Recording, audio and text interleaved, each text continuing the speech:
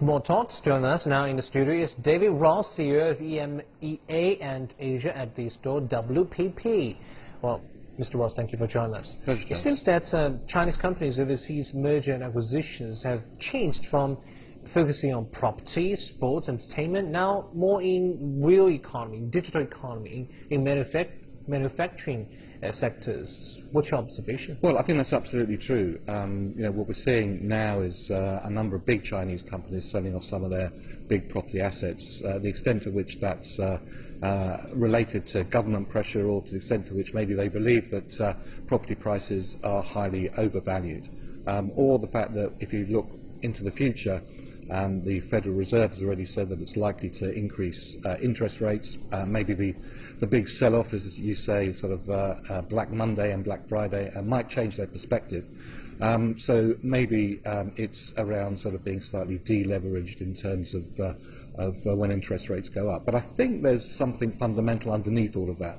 And I think it's reflective of the way in which the Chinese economy is changing and growing, which is much more confidence in the service sector, much more confidence in, I think, one of the areas where China has the capacity to lead the world, which is in IT, which is in connectivity. And I think we're seeing a lot more investments in those areas, reflective of the way in which China is changing and the way in which those big Chinese companies now have a lot of money, a lot of cash reserves, and are looking, rather than being just massive players in the Chinese market, are looking to be big international global players. There's a lot to play for in all those sectors. Right. Just now in the previous story you mentioned that Dalian Wanda, one of the previous star real estate companies in China and also in overseas moves, selling the Australian assets was $1 billion Aussie dollars. Does that mean that they have to sell some properties to cover their high debt ratio? So does that mean that their debt ratio are at invariably high level? Well, I think there's pressure coming from the Chinese government not to repeat the mistakes that other nations have made, and in particular probably Japan 15, 20 years ago. And I think the other is that the way in which capital needs to be used in an era of increasing interest rates as opposed to decreasing interest rates really does start to focus the mind. Now, we know that interest rates are not going to go up immediately. The Fed, who will probably lead the way in which interest rates move across the world, have said maybe this year there'll be 4 small increases.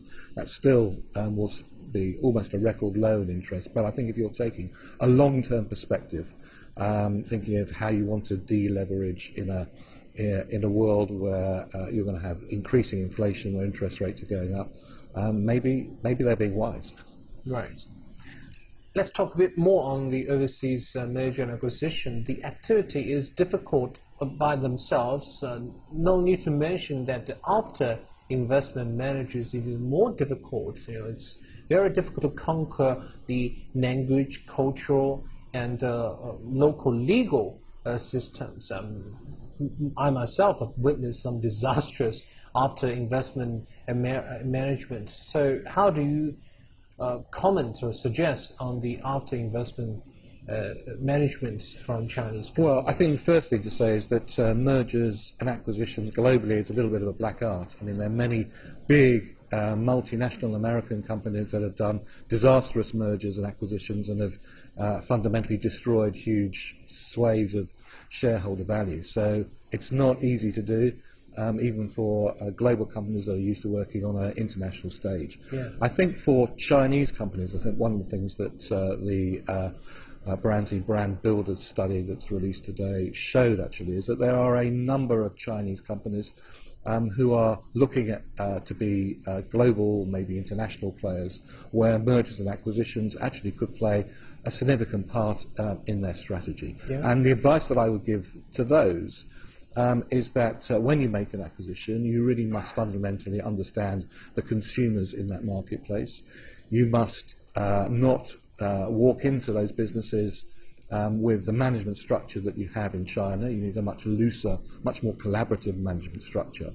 And also you need to give the local management authority to make decisions of their own. I think one of the things that really will differentiate the winners and the losers in the global sort of acquisition stage over the course of the next few years is those players who can be absolutely fast and absolutely nimble. I think one of the things we're seeing around the world is that a lot of the big international companies are losing market share to smaller, more nimble players.